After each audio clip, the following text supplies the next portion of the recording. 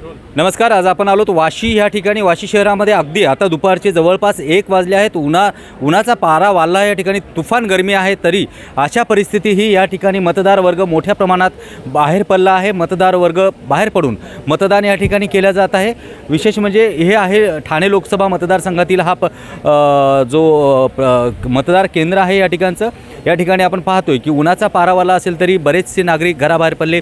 आपण पाहू शकतो त्या ठिकाणी वयोवृद्ध महिला जरी असतील तरी ते घराच्या बाहर पड़ून त्यांनी वोटिंग करायला सुरुवात केली आहे। इतना धूप है, धूप में आपने वोट किया है, क्या कहना चाहते हो जनता को आप? नहीं, ये है तो हमारा अधिकार है, इसको करना जरूरी है। और जब हम इतना कष्ट नहीं लेंगे तो गवर्नमेंट कैसे कष्ट करेगी हमारे लिए 5 साल। अगदी देशाचं भविष्य हे नागरिकांच्या हातामध्ये असतं, मतदारांच्या हातामध्ये असते। आपने वोट किया है? हाँ, दोनों ने साथ में ही किया है। अच्छा, क्या मैसेज देना चाहते हो जो जनता अभी तक घर में बैठी है? ये मैसेज है कि सबको अपना टाइम निकाल के आना ही चाहिए, क्योंकि हमारी जिम्मेदारी है।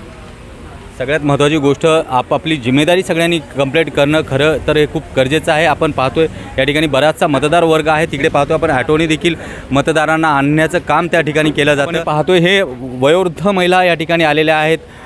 काय सांगू शकता तुम्ही, एवढ्या उन्हामध्ये तुम्ही मतदानाला आलात? काय मतदान करायचंच आहे। तुम्ही सांगा, काय म्हणू शकता तुम्ही? काय नाही, हे 5 वर्षांनी एकदा हे येतं लोकशाहीसाठी सर्वांनी बाहेर पडून मी सर्वांना आवाहन करतो की सर्वांनी मतदानाला बाहेर पडावं। मुंबई, पुणे, नागपूर, मराठवाडा असो का विदर्भ, राजकीय, सामाजिक, शैक्षणिक क्षेत्र असो का क्रीडा, सर्वच घडामोडीचे विश्लेषण पाहायला विसरू नका। फक्त देशोन्नती न्यूजवर।